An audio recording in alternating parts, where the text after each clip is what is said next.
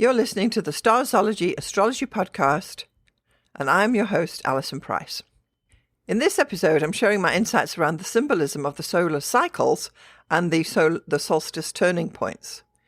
We're going to specifically focus on the two solstices and explore the significance behind these celestial events and delve into the meaning they hold. First, I'm going to share with you some experiences I've had around solstices. So I have cherished memories of residing on the Tropic of Capricorn in South Africa during the 90s. And our home was nestled in the town of Palabora. The only reason it's there is because there's actually a copper mine. And this town is right next to the Kruger National Park. And in fact, one of the gates to the parks is called the Palabora Gate. So anyway, this town is situated just shy of the Tropic of Capricorn. And it's actually at 23 degrees 55 minutes south, which is like honestly a whisker away from the actual tropic. And we do need to bear in mind that these tropics are slightly moving all the time. So Palabora's a very hot place. And I have a photograph on the blog post that you can see. There's a link to it on the description below of me and my 4 children standing on the line across the road, which actually demarcates the Tropic of Capricorn going across the road. And it was incredibly hot there. So the Tropic of Capricorn, of course, encircles the whole Earth. And we'll talk a little bit more about that later. So anyway, this was perhaps when the children were a little younger, but you can see it was an extremely hot day. Now, Palabora itself is a word that means 2 summers. And this really relates to just how hot it was living right there on the Tropic of Capricorn. And living there, it seemed as though that we actually bypassed the traditional seasons of spring, summer, autumn, and winter, and you ended up just having summer and then another summer. And in the 3 years I lived there, it rained for 10 minutes once. So it is incredibly hot there, and this is because you're actually on that Tropic of Capricorn. Because the seasons were very blurred, it just seemed to be a continuous, relentless heat all the time. So each year, around December the 21st, at the solstice, when the sun actually entered Capricorn, the sun was directly overhead. And it was an intensely hot place to live. We experienced the striking phenomena of the summer solstice there in the southern hemisphere. And this is the time when the sun seemingly pauses, suspended directly overhead at the solstice, casting its intense rays on the land. And this celestial occurrence held me both in awe and with its significance, because it marked the moment when the sun reached its highest point in the sky. And it illuminated almost the spirit of the town, because the sun's powerful presence during that solstice served as a reminder of the cyclical nature of time and the intricate dance between celestial bodies on the earth, because the sun was only on that Tropic of Capricorn at the moment that it entered into the sign of Capricorn from Sagittarius, and then it started slowly moving north again, and the intensity of it all eased. What I found interesting about living here was that we were actually on the tropics, even though South Africa is hot generally, there's no mistaking it. To actually be on that line of that tropic, for me as an astrologer, held quite a lot of significance. I felt that living there on the Tropic of Capricorn granted me a unique vantage point to witness the grandeur of celestial events. It connected me to the cosmic rhythms that govern our world and allowed me to appreciate the wonder and majesty of the sun's journey through the seasons. These memories of the sun's radiant embrace during the summer solstice remain etched in my mind. It is a testament to the remarkable beauty and interconnectedness of our planet's celestial tapestry. And it was also during this time of living in Palabora where I witnessed my first solar eclipse. And I'll talk about that another day. That too was quite something. So generally, on the whole, those living in the geographic band between the 2 tropics, we've got the Tropic of Capricorn in the southern hemisphere, then the equator in the middle, and then the Tropic of Cancer on the northern hemisphere. These are the equatorial regions. And you are, I think, more in tune with the actual heat and light of the sun in these areas.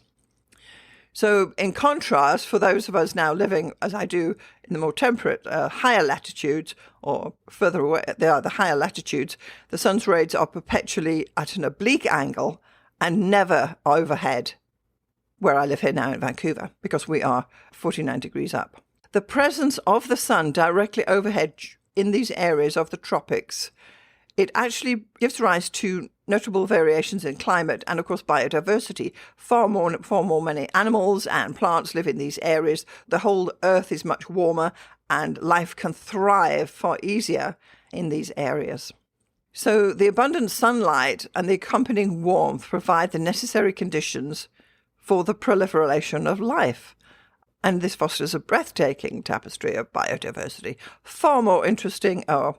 You see far more animals and plants and bigger animals in these areas. So what I want to talk about today are the seasonal changes that we can witness as the sun goes through its cycles of equinox, solstice. And we're talking about this today because it actually is the solstice next week. So in the Northern Hemisphere, the summer solstice occurs around June the 21st, and the winter solstice happens around December 21st, whereas in the Southern Hemisphere it's different, and you've got the summer solstice on December the 21st and the winter solstice on June 21st. These solstices mark the pivotal moments within the solar year and signify significant shifts in the sun's position and the duration of daylight. So I just wanted to share with you that experience I had of actually living on the tropic line. That was the first time I'd ever done it, even though I originally was from England. I'd spent time in Cape Town, which is further down south. But when we finally got to Palabora, and we lived there for 3 years, it was unrelenting heat. And we used to say that the only good tree is a shade tree. It's a beautiful place, and I would certainly encourage you to visit if you're going there. It really is worth the bother. So let's just get back to where these solstices come from. So because if we think back to your old geography classes at school, so the Earth's axis is tilted at an angle of around 23.5 degrees, although it does vary and wobble a little bit. And what it means is that it causes the Earth to face one of its hemispheres, north or south, towards the sun at any one time. So when it is the summer solstice in the Northern Hemisphere, there's more of the Northern Hemisphere facing the sun, therefore it's heating up because the sun is apparently moving higher in the sky for us, and then in winter it is far shallower. And you see this when the sun rises at different positions on the horizon. Even where you live, you can see that at midsummer, the sun will rise at a different position more north, and then it will actually, during the winter, it will move further south. So you can track this sun rising even in the horizons where you live. And I see this now in the city here in Vancouver, where as we're coming towards this summer solstice, the sun is rising at a different place, almost between the buildings, and it shines differently into my home because we are reaching that summer solstice. So where the equator goes directly around the center of the Earth, we've got the two tropics, and they are both 23.5 degrees above and below the equator. And it appears to us that the sun rises up to the Tropic of Cancer, and then it tracks back down again to the equator, and then tracks further down to the Tropic of Capricorn in the south. But what is actually happening is that the Earth is orbiting the sun, although our axis angle remains technically pretty much in line, and this is where the seasons are coming from. But we have the perception it is that the sun is moving up and down, and this movement is actually symbolic. It's representing the cyclical nature of our relationship with the sun and the changing seasons. So in the natural wheel, the zodiac signs are arranged in a specific order, with Aries on the left and in the ascendant position, and then the subsequent sign follows suit with Taurus in the second house, Gemini in the third, and Cancer in the fourth, and so on. So in this, what this means is that in the natural wheel, the summer solstice in the northern hemisphere occurs right at the bottom of the chart when the sun enters Cancer. And this is just a convention we use for displaying chart purposes. But this moment represents the first cardinal ingress since the beginning of the zodiac at 0 Aries. And as the sun transitions into Cancer, it symbolically signifies a connection back to the equator, because this is the turning point. So the sun undergoes a turning or a shift, carrying symbolic implications for establishing renewed connections or foundations. The sun is actually swinging up and down like a pendulum in the rhythm of the seasons and the solar year. And during the course of 1 year, the sun will make a full cycle of this pendulum. So around June 21st, the sun entered Cancer, and it signifies the peak of the summer or the winter, if you're in the south, respectively, and serves as this pivotal moment in the solar year, it's an important turning point for the sun. It's where the time where the sun has reached the highest point in the sky, and of course it results then in the longest day, and therefore the shortest night. As the sun enters into Cancer, it represents a moment of transition and change and marks the beginning of the new season of summer. This holds profound significance for various cultures and traditions worldwide. The solstice turning point is often associated with themes of rebirth, renewal, and balance, and the interplay between light and darkness. Now, in many ancient cultures, solstice celebrations were held to honor these celestial events, and people gathered at sacred sites to witness the alignment of the sun with specific architectural features or celestial markers which they had built. So these celebrations included rituals, ceremonies, and feasts, and communal activities aimed at harnessing the energy of the sun at this very important day and embracing the transformative power of the solstice. And then practically, the sun's entry into Cancer has practical implications for agriculture and the natural world. So in the Northern Hemisphere, it represents the peak of the growing season as the sun's energy nourishes plants and promotes abundant growth. And typically at this time, farmers and gardeners are out there in their looking at their plants and their vegetables and what have you, and tending their crops. And on a deeper level, the sun's entry into Cancer invites us to reflect on the cycles of life, the nurturing qualities of the feminine, and our emotional well-being. The sign of Cancer is associated with themes of home, family, intuition, and emotional sensitivity.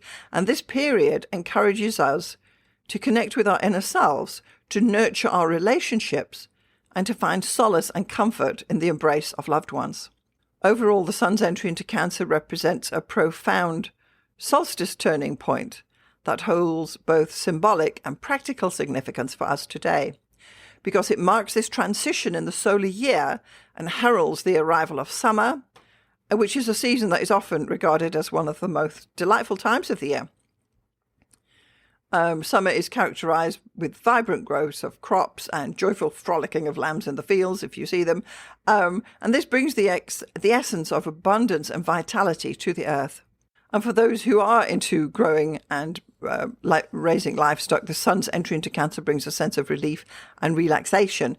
It signifies the shift towards a more stable and favorable agricultural season, because what is thriving now will continue to provide and nurture us in the future.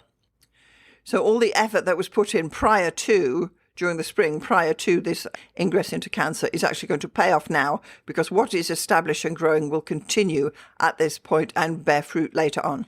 So this is a great time. It allows us to witness the fruits of our labours, if we're gardeners, and take solace in the knowledge that all this hard work is paying off. Also, the arrival of summer brings a respite from the more demanding tasks associated with earlier stages of agricultural growth. So it's a period where we can celebrate and take a moment to appreciate the beauty of nature, get out and about. It's a glorious time of the year. It's warm. You can spend time in nature and enjoy the rewards of what has been provided. Also during summer, really, you're encouraged. There's a sense of relaxation and rejuvenation in many communities. It provides an opportunity for individuals to immerse themselves in the beauty of nature, get out and about, get in the parks, which I do enjoy doing. I do more outdoor sketching in the summer months than I do at any other time of the year, mainly because it's more encouraging to go out. It's absolutely glorious to step out and spend some time in the parks or in nature or at the beach. So let's have another look at the Tropic of Capricorn, and this really occurs for us in the Northern Hemisphere in December, and this is now a signal for drawing back. I'll talk more about it at that ingress. The Tropic of Capricorn solstice symbolizes the turning point when the days begin to lengthen in the Northern Hemisphere and the lights become shorter. So that's usually December the 21st.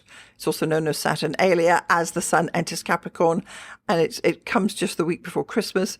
And it's the time when we know that the sun has reached its furthest most point south. Even though it can still be cold during the winter season, we know that the days are starting to get bigger. And symbolically, and I want to say psychologically, we feel better about it, more optimistic that better times are coming again. And therefore, the sun's entry into Capricorn is seen as a pulling back or a gathering of energy as it prepares to begin its new cycle and journey through the zodiac, because from the point of a northern hemisphere person, the Capricorn ingress is the beginning of the cycle when winter begins. So that is more a time of reflection, consolidation, and also setting intentions for the upcoming year. So that December 21st is really quite a pivotal day as well. And it, indicates a return to stability, grounding, and the establishment of solid foundations as the sun's energy moves towards the equator. So there are a couple of monoliths that I want to talk about today that are structures that we have created to celebrate our following of these solstices and paying attention to the cosmos and our deep connection with the nature. So Stonehenge was constructed with careful alignment to the summer rising of the sun on June the 21st, the day of the summer solstice. And every year people will go to Stonehenge and stay up all night from the day before to witness the dawn of the sun through the alignment of the actual great big stones on the morning of June 21st or thereabouts. So this monument is a remarkable testament to our fascination with celestial events and their significance in ancient cultures. So Stonehenge is probably one of the most iconic examples of this Stone Age structure. And it captures the first rays of sunlight on the auspicious day of the first day of summer. And of course, we don't really know the exact intentions and purposes behind Stonehenge's construction, but the fact that it does still align with the summer solstice and the winter solstice as well is incredible. So Stonehenge's latitude is around 51 degrees north, so it's way out of the tropics. So the sun's light will always be coming in at an oblique angle there, but they still were able to capture these significant days. It's one of my on my bucket list of places to visit next time I'm in England. I definitely plan to visit Stonehenge as well.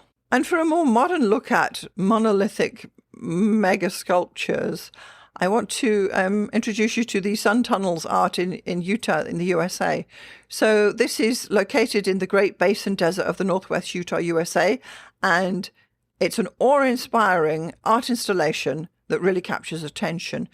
Now, these tunnels were crafted by renowned American artist Nancy Holt, and it offers a captivating experience. Again, places to visit. So this installation's placement coincides with the summer solstice, enhancing the artistic encounter with a mesmerizing celestial alignment. And as I understand it, it's really in the middle of nowhere. I'm going to give you a link below to a video from Valdemar where he actually went to visit that, and you can see exactly what we're talking about here.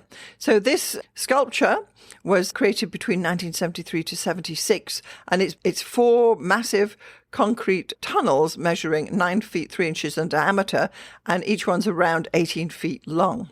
Now these tunnels are at latitude 41 north, so 2 of the tunnels align north-south and the other 2 align east-west, creating an interesting arrangement. So they're technically concrete tubes, and the summer solstice, again, is rising to shine through these tunnels, and you can see that on some of the images there. The alignment with the solstices, again, adds a deeper layer of symbolism to this artwork.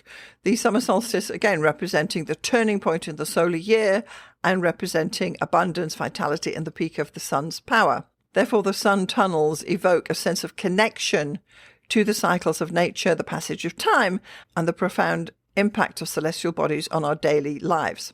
I understand that there are also holes cut into these tunnels that are lining up at certain times, and they shine through. So when you walk into the tunnels, they are showing celestial constellation layouts. I'm a little fuzzy on that, but when I get to visit it, I'll definitely give you all the information. The reason I brought the sun tunnels up is because it's a modern day artist's vision to capture these timing points, these solstices that we are very much concerned with. And it shows this interconnectedness with art, nature, and the cosmos.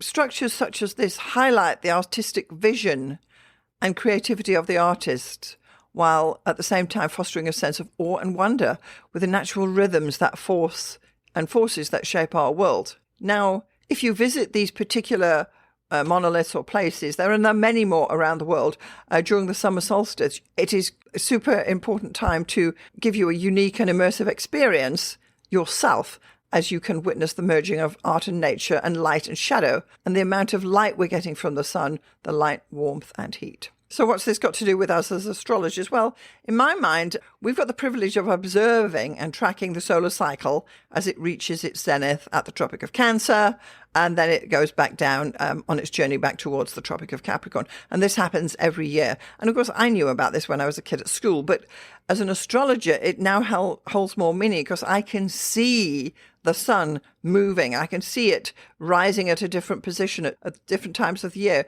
where it's moving north and getting brighter and hotter and warmer. And then as it slowly tracks back south, way down on the horizon where it's rising in my area.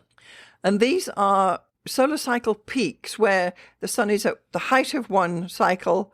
It's at like the crest of the wave, if you will, and then the trough of the wave as it's moving up and down and up and down. As I said earlier, like a pendulum swinging back and forth. And, you know, you can go through life and not paying any attention to any of this. But as astrologers, I do love solar astrology. And this is why I wanted to talk about these solstices today, these sun turning points, and just trying to pay attention to what's actually happening, that symbolically we have reached this peak and then it's going to start slowly moving backwards as well. Meaning that even if you want to relate it to your life, that your life comes in seasons or your life comes in cycles. And I've been considering this quite a lot in the last couple of years, that we don't always do the same things. And there is maybe a season for, well, as a woman, there's a season for being young. There's a season for bringing up your kids, which can be many years, but it's still a season. And then you have other seasons that occur as well. And these are very often not always related to the sun, but frequently related to perhaps other planets as well.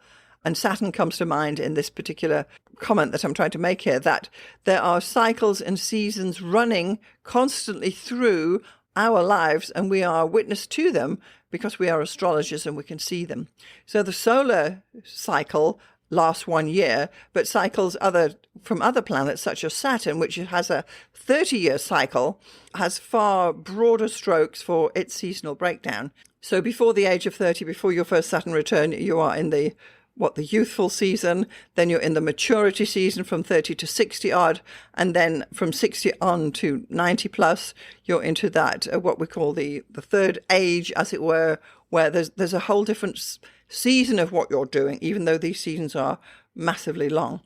And this is what I want to consider, and I would like you to give some thought to, that the different planets offer different cycles and seasons that we can tune into. And I do believe that it does depend on which planets are prominent in your chart, which cycle or seasons you want to be tracking as if you have a more significant planet or not in your chart. And really it does come down to understanding your chart. These cycles offer an ebb and flow, and perhaps if you're very tuned into the moon, you will see the ebb and flow over the month, 2 weeks ebb, 2 weeks flow, and you're in that kind of cycle, paying close attention to that. You may be interested in the Jupiter cycles, which are the 12-year cycles. It just depends which planet is prominent for you and which planet you actually resonate with closely, and why not? And there doesn't just have to be one planet. There may be 1 or 2 or 3 planets that you really tune into and know very well.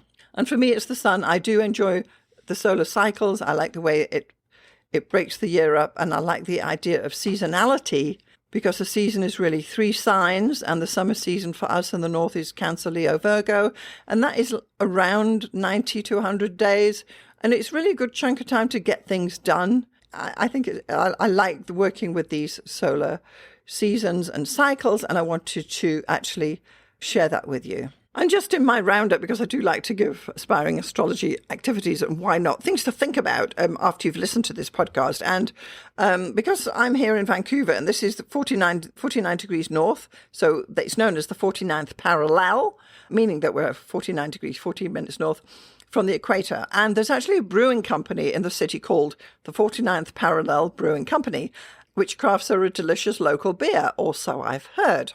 And there may be other things in your area that actually are tapping into these cycles of the sun, particularly because we can work on those as well. And here I do experience significant changes in the seasons, especially the amount of light from the sun during the summer as opposed to winter.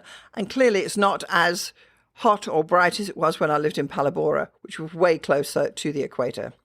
So I just wanted to discuss these turning points at the solstices as something to think about as we reach the summer solstice here this week. I believe that living my life in line and aligned to the seasonal shifts created by the movement of our tilt and the apparent path of the sun. And I wanted to share that as I learn more about astrology, it becomes more and more meaningful when I'm reading charts where the sun is and whether it's at the extremes of its path, either north or south, or perhaps at the equinoxes. It's such an interesting subject. So thank you for getting this far. If you found some value or learned something to make you think more about the astrology that you are practicing, then please share this episode with those who may be interested. It would mean a lot to me. Thanks for sharing a part of your day with me. Love, Alison.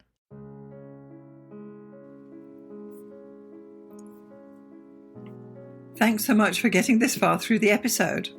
I just want to take a moment to tell you about the two main options of my astrology services. So the first one is coaching. If you are an aspiring astrologer, and by that I mean someone who's perhaps a hobbyist astrologer or someone who's learning astrology or a student, or you've got a few books and you've been doing it for a while, but perhaps you need a little bit of help to bring it all together, then maybe getting some astrological coaching from me would be the answer for you. The astrology coaching I offer is a 1-hour session on Zoom, and it's tailored to answer your particular questions. For example, if you have issues with natal chart readings, we can go there. Or if you're having problems working with your forecasting, we can go there. Or even basic astrology stuff, or even getting yourself organized for your astrology business. The idea is that astrological coaching will answer your particular questions. It's tailored specifically to you and where you are in your astrological journey. And I'm happy to help you out with some guidance about how you can get going, what to focus on, and what to dismiss. So that would be the astrological coaching for people trying to learn astrology. The second astrological service I offer is consultations. So this is for someone who perhaps doesn't know anything about astrology, but they just want to have their chart read or get their chart done. Call it what you will. So once more, this is a 1-hour consultation over Zoom. I will interpret your chart, tell you about the main features, tell you about where the energy is flowing, and all the rest of what is entailed in a thorough natal chart interpretation. I can also add in some forecasting in there too, bearing in mind we only have 1 hour. So just in summary, I've got coaching for people who want to learn astrology, and I've got consultations for those who want to get an astrology reading done. I'm Alison Price from Starzology.com. Thank you so much for listening. We'll see you next time.